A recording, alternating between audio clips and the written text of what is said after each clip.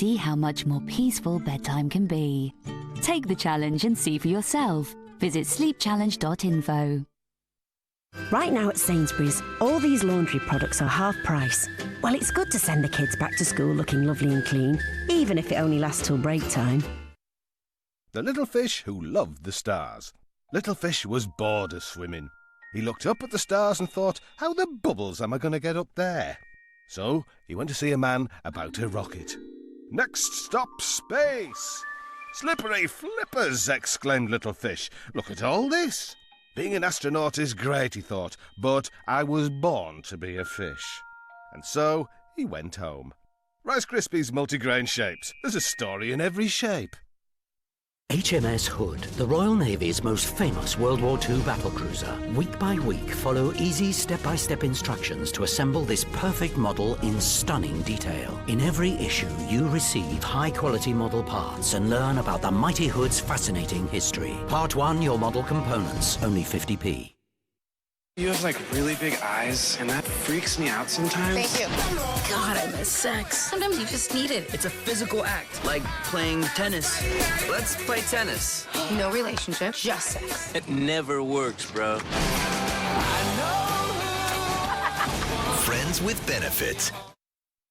Richard and Judy here, back with Britain's biggest book club, exclusively at WH Smith. We have 8 fab new titles, which are part of the buy one, get one for £1 on 50 top paperbacks. So if I said buy one, get one for £1 on 50 top paperbacks, including our new titles, what would you say, Judy? I'd say think WH Smith.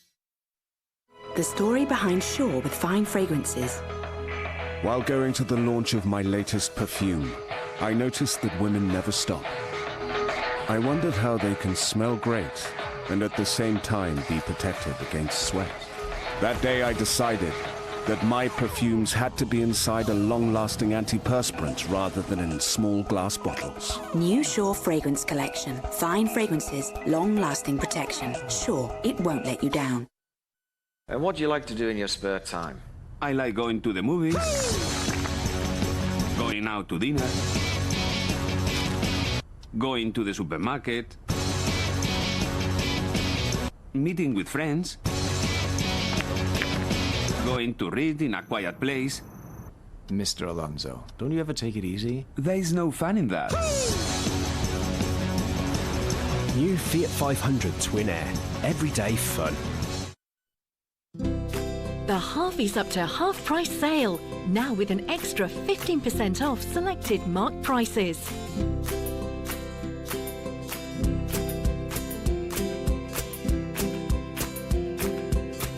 Plus, up to 4 years interest-free credit.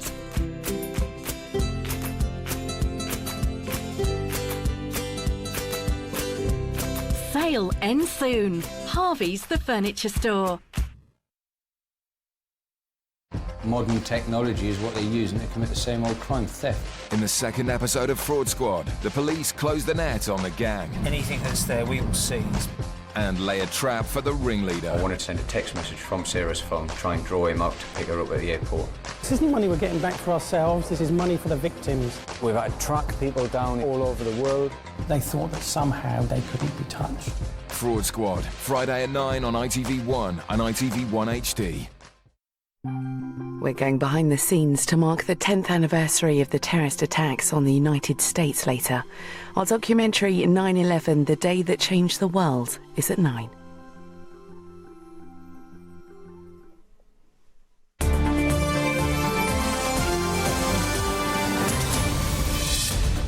Tonight, could you live on a state pension? I'm certainly going to lose a lot of weight as far as I can see, because I'm not going to be able to afford much. And getting ready for retirement. Had I continued to work until I was 65, I would have got 2/3 of my salary as a pension. But if that one stroke, that one day, my pension went to nothing. Good evening and welcome to the Tonight programme. Fewer people than ever are contributing to a pension, despite the fact we're living longer and many of us can now expect to spend 1/3 of our lives in retirement. Tonight, in the second of 3 programmes looking at our working lives, Jonathan Maitland examines changes to the pension system that could radically alter life after work.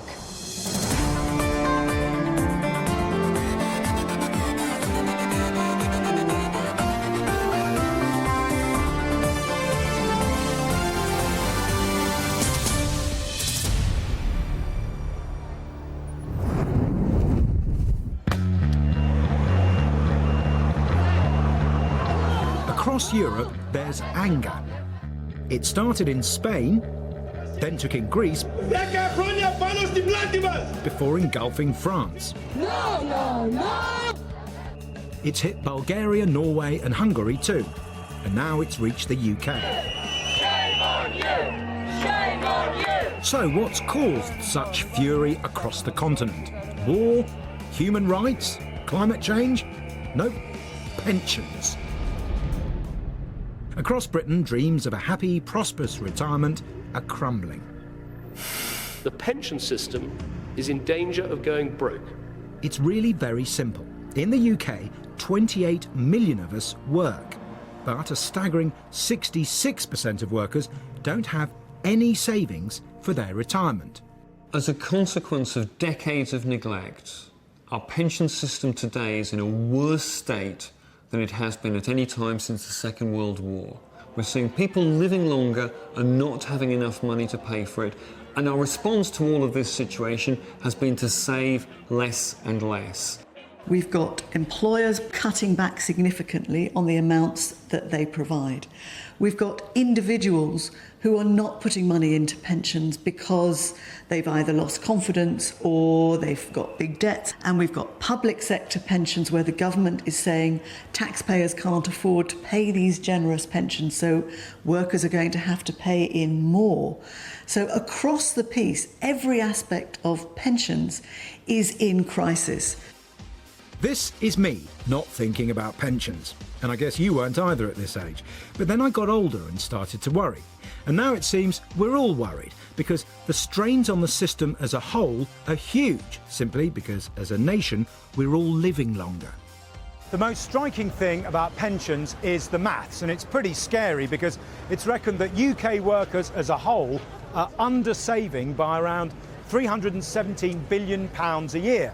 That's the gap between the kind of retirement we'd like to have and the kind of retirement we're going to have. To put it another way, every worker in the UK needs to save an extra £10,000 a year each to fund a comfortable retirement. And that's quite a shortfall. The average person wants £24,000 a year for a comfortable old age, but most of us won't have anything like that amount. Why? Well, possibly because pensions are things we just don't like to think about. What percentage of British families do you think are paying into a work pension? 40%. The answer is, how many people are relying on a lottery win to pay for their retirement? How many completely mad people are there in the country? Correct. Which country has the biggest pension gap in Europe? I have no idea. I'm going to be surprised and appalled at the result. Have a guess. 100,000? The answer is... Germany. A little bit closer to home. France. A little bit closer to home. England. UK. Oh wow. Are you paying into a pension? No. Why not? What's the basic state pension per week? I don't know. 2 grand. Is that loads? £2 a week? Why aren't you saving for your retirement then? Because I just haven't got enough to save at the moment, so I'm just living hand to mouth, basically.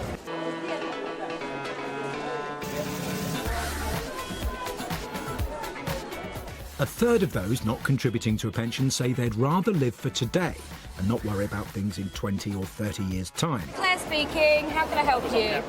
41-year-old Claire Humphreys is one of them. She's busy setting up a show that helps retired people to spend their money. But she worries about her retirement because for 2 decades now, she's lived for today and travelled but not saved.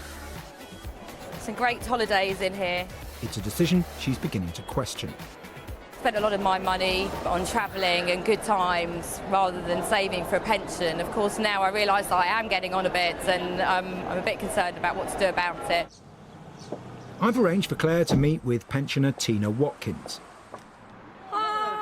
a 67-year-old from Bradford who relies solely on the state pension. Claire wants to find out for herself what that's like. Your state pension, Tina, how much do you actually get a week and how far does your state pension go? Right, £137.35p. I did do a budget about a year ago, maybe 18 months, and wrote everything, absolutely everything down that I could think about. And I finished up that I had 47 pence left. It doesn't even buy you a bar of chocolate. Definitely Most of the not, time. We'll come back to Claire and Tina later, but in the meantime, let's look at the controversial subject of public sector pensions. For years, they've been extremely generous, but, says the government, they're no longer affordable. Reform is essential because we just cannot go on as we are. The pension system is in danger of going broke. So who really gets the better pension then? The public sector employee, like a teacher, or the private sector employee, like an office worker? Well, if both start on $20,000 a year and end up earning the same after 40 years, they'd have very different outcomes despite making identical contributions. The public sector worker would get over $28,000 a year, but the private one just $8,000. It's all down to employer contributions and the type of scheme they're in. But things are changing. Public sector workers are now being asked to pay in more to get less. Public sector pensions clearly need to be fair, and that means fair both to people who work in the public sector and the taxpayers who pay a large part of the cost. When the teacher scheme started, the teachers put 5% in and the employer put 5% in. Now the employer puts double what the teacher puts in, and it's about the balance and the fairness. It's not about making teachers' pensions poor, it's about making them affordable. Which brings us back to Claire, who hasn't been saving for her retirement, and Tina, who's showing her the reality of living solely on a state pension. As I'm looking at this, I will be spending perhaps £15 for the weekend shop. If you're on a pension, you've got to be having a choice whether you have the one or the other. So I think we might have to put those back. I'm feeling a little bit despondent, actually. There's not a lot in there. I can't envisage me living on that budget. The items in my trolley that I'm not allowed to have, I've got the chocolate biscuits, so no chocolate. I've not got the wine, also fresh orange juice, strawberries and blueberries. I'm certainly going to lose a lot of weight as far as I can see, because I'm not going to be able to afford much. Back at the house, Tina extols the virtues of freezing to make things go further. Depends how much room you've got in your freezer, that's another one. That's a point as well. Not quite as cold, but still pretty chilly, is the water that Tina washes in to keep heating bills down. It's pretty cold. It's like icy cold, really. So the reality is that I really don't want to be living on the breadline. I really don't want to get to your age and realise that there's nothing left for me and I don't know how I'm going to cope with it. So I've really got to do something about it now. We'll come back to Claire later when she decides what to do. But is it any wonder that so few of us are saving when so many pension schemes have been closed down or performed so disappointingly? Could that be why, as a recent study suggests, 2 out of 3 of us no longer trust pensions? Now, the thing about pensions, and this is why a lot of people don't trust them, is that you can be expecting one thing, but you can end up with quite another. And when that happens, your dreams, your certainties, in fact, of a long, comfortable retirement can just evaporate like that. And I'm about to meet somebody who knows exactly what I'm talking about.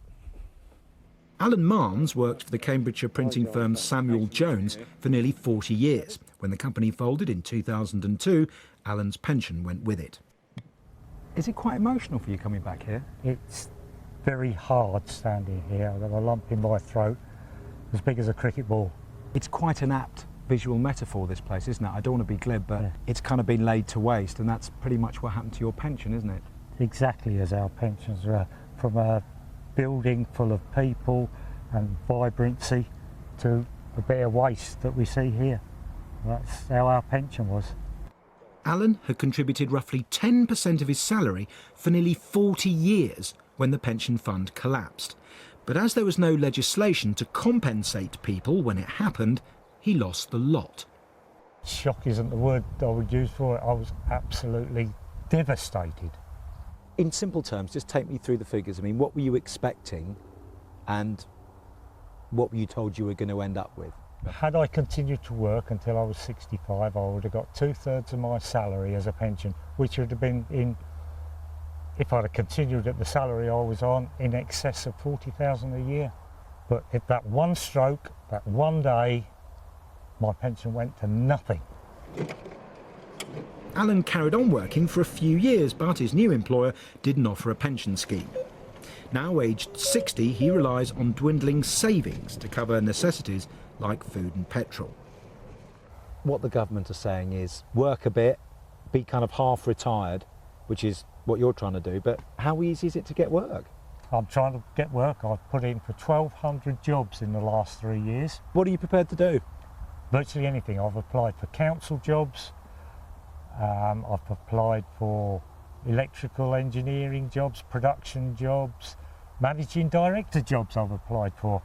There isn't anything else that I can apply for.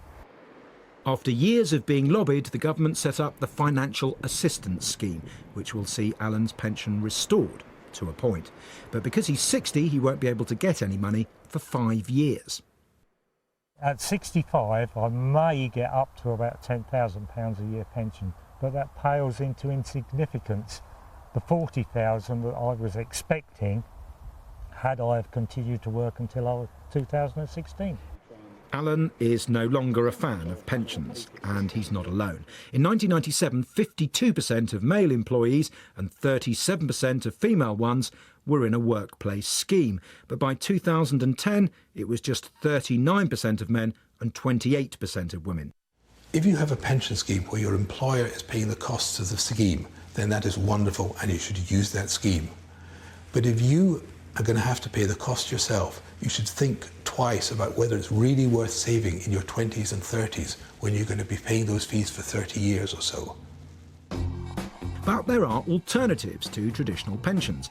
Many save for retirement, for example, by buying classic cars, artwork, fine wine, or even gold. Are they wise to? If you were in a personal pension where no employer money was going in, the high charges would probably mean that you haven't done that well out of your pension, and you would have been better off in property or in other kinds of investments than in the pension. 27-year-old Dan Sawyer is one of those who doesn't believe in pensions. He invested a modest inheritance in a property and now has several buy-to-lets. There are 5 in Manchester and 1 in Liverpool, and the reason why I've continued to buy is because of the current climate. There's been some exceptional deals.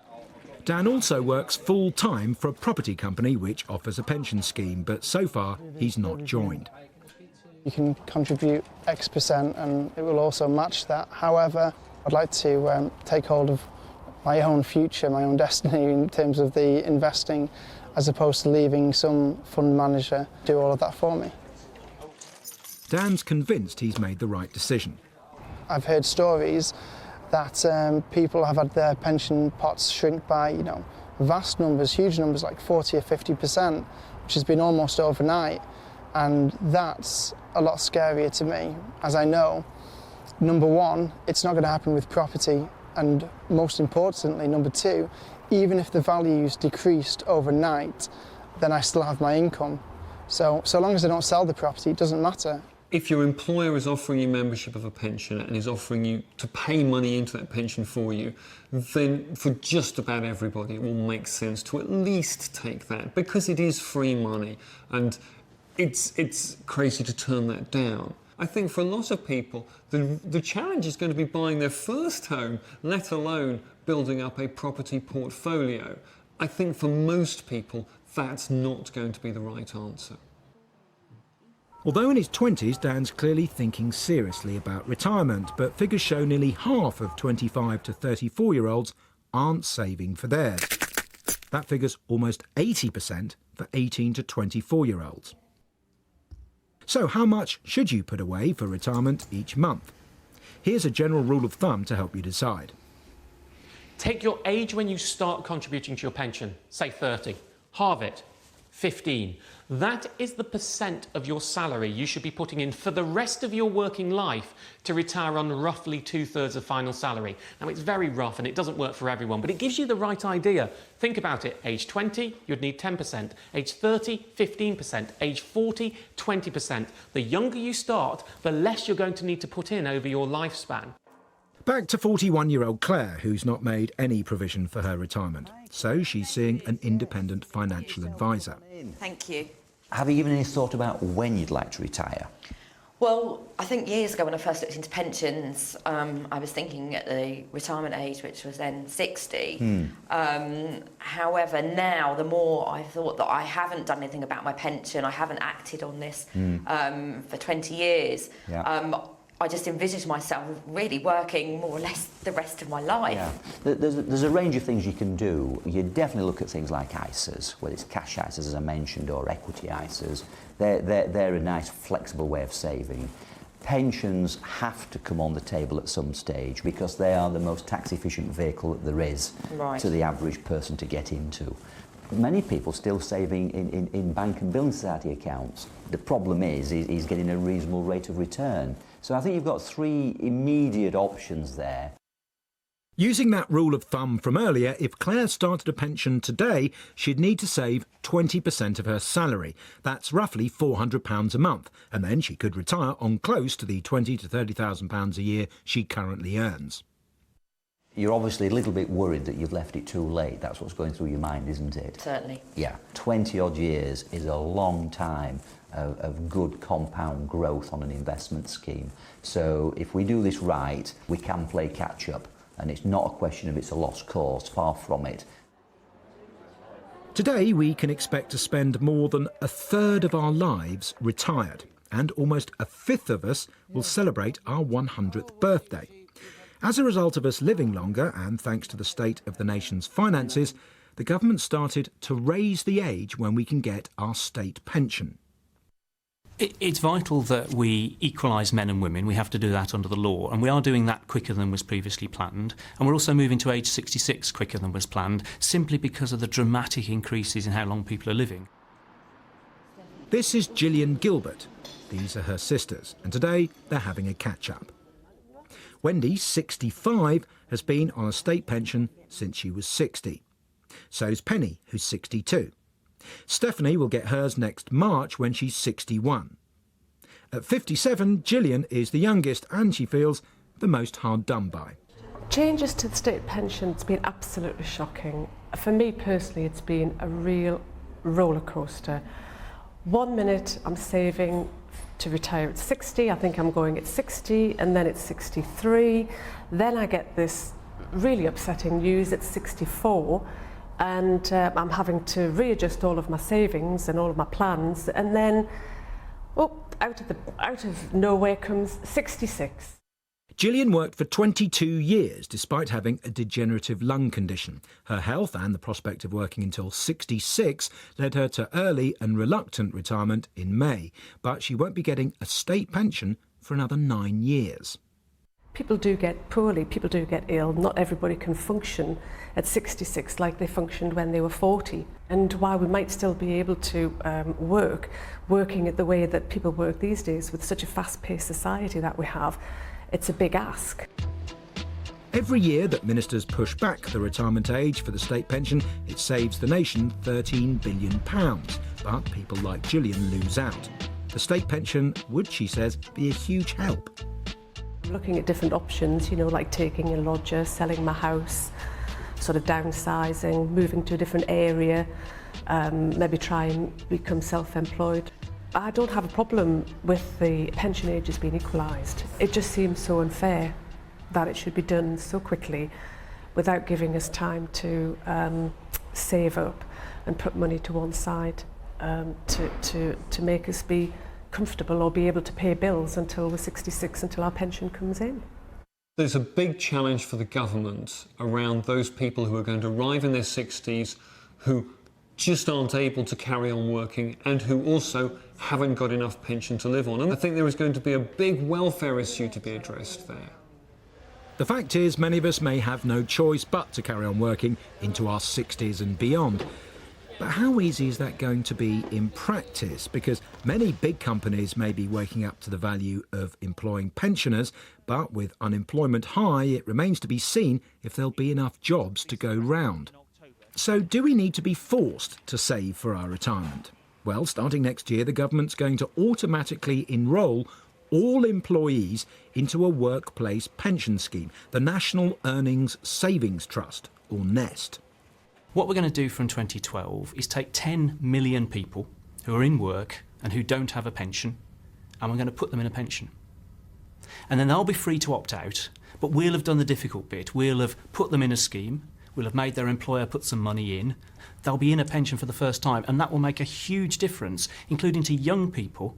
Isn't there a problem, though, with young people in their 20s? Because a lot of them are going to be so busy trying to pay back their student loans or just trying to live. How can they possibly afford to set money aside for a pension? I think one of the things about saving for a pension is the sooner you start, even at very low levels, the better. So when we bring people into this scheme, the very minimum they have to put in is 1% of their salary, and they get tax relief on that. But Nest's critics argue that the fees involved may make many savers worse off. The National Employment Savings Trust will come in, which will have a low charge level and will actually set the standard for the market. So this will charge about 0.5% on average over the course of a pension, and that will drive down costs and charges across the whole pensions industry. We will, however, be able to opt out of the government Nest scheme when it starts next year. In the meantime, though, the stark fact is only a third of us are saving enough for our retirement. So, what's the answer to that problem? Many think it's education. You need to be thinking about what you're going to do when you hit the age of 65. Here at Stoke Park School in Coventry, these 13 and 14-year-olds are learning to plan for their retirements in the year 2070. I think a pension's really important, especially if you intend to stop working completely. If you don't save up for one now, then you won't have any money left for when you're older. In future, you could run out of money, and then if you're too old to work, it could cause a massive problem. I want to retire pretty early because I want to enjoy my life. But in the meanwhile, I want to work hard so I can get there. The earlier we start planning, apparently, the better. And even if we leave it late, like 41-year-old Claire, things can still work out okay. It's not too late to do something about my financial situation, so I'm going to be able to take this action and save for a pension. To find out more about the government's plans to automatically enrol us into a workplace pension, and for any further information on tonight's programme, please visit our website at itv.com/tonight. Good evening, and thanks for watching. Coming up in tomorrow night's programme, with unemployment rising to almost 2.5 million, how do you improve your chances of getting a job? This wasn't just a criminal act, it was an act of war. This is beyond the scope of our experience. We don't have a plan for this. As recalled by America's key decision makers, 9/11, the day that changed the world, is at 9.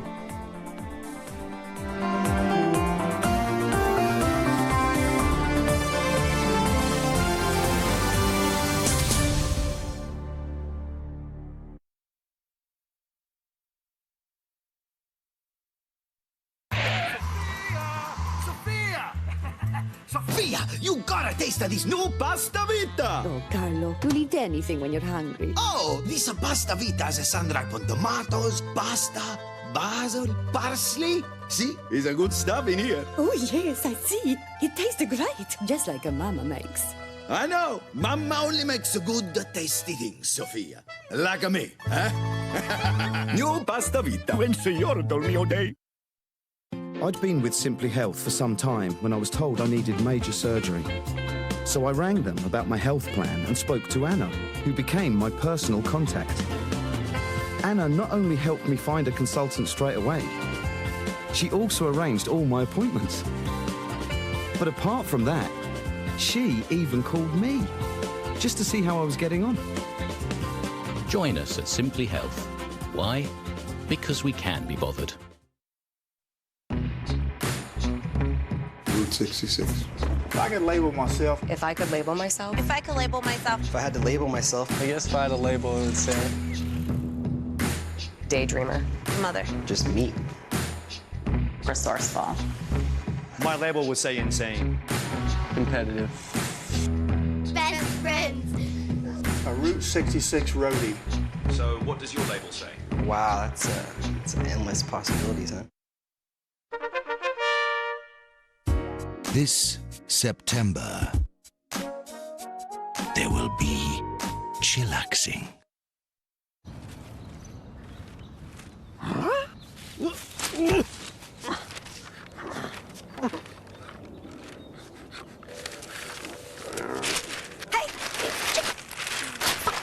Daily contact lenses from an amazing 53 pence a day, plus a free trial at Specsavers.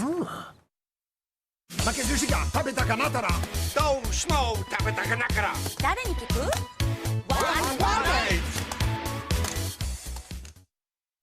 Can great feeling skin change your body language? New Dove body lotions. They don't just go here, but here, with more moisturising nutrients than before. For long-lasting soft skin and beautiful body language. New Dove Nourishing Body Lotions. Now available at selected Boots stores. Dettol knows that homes are happier when they're completely clean. That's why we make Dettol Complete Clean. It removes tough grease better than the leading cleaner, as well as killing 99.9% of germs. Help make your home healthier and happier with Dettol. At Cost Cutter, we're proud of our offers. Like these relentless energy drinks, now only £1. Cost Cutter, proud to be local. It's the final days to save in Dream's biggest ever sale. With over 50% off our best ever choice of beds and bedroom furniture. And with up to 3 years free credit on everything, your dream bedroom has never been so affordable. But hurry, it's the final days to save over 50% in our biggest ever sale. Dreams for a great night's sleep.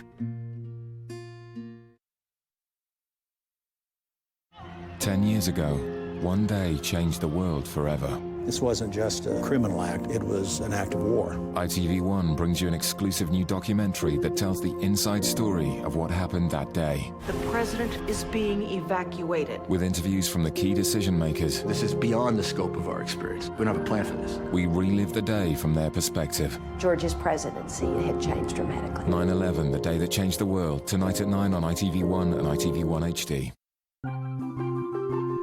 David and Kylie have an important meeting with the social worker later. I wonder how that's going to go down. Coronation Street is after we go back to Emmerdale now and a certain proposal.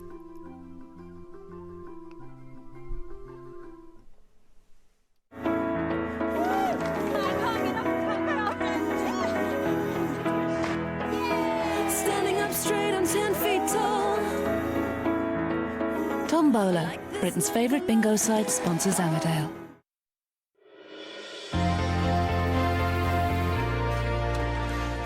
What's going on in there? Nothing. Why have they kicked you out then? They didn't. They did. They're just talking. How long does it take to say yes? Yeah, I've done enough of that. And it cost me a fortune. Not this time. I've just told you it is not about the money. Well, then I don't get it. I know. It's hard to believe. I can't believe it myself, but I swear I meant it. You know, why would I even consider marrying you? Because you love me. You think it's that easy? You think you can walk in here with your new game and I'll fall for it? Come on, Jay. You knew I was no angel when we got together. Neither were you. And I don't remember you having a conscience about the fact that I was with Kane. And that's because I didn't like him. And you were flirting.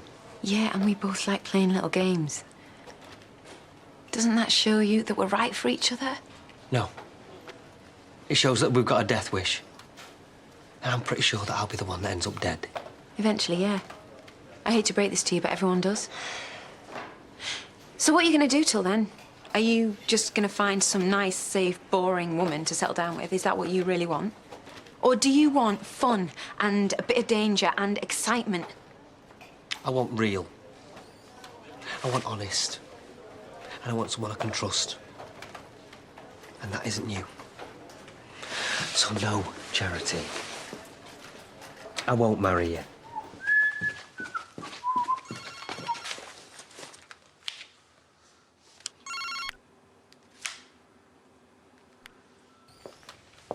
You got that contract for me? Mm-hmm. What do you want it for? I'm just checking something. What? Does it matter?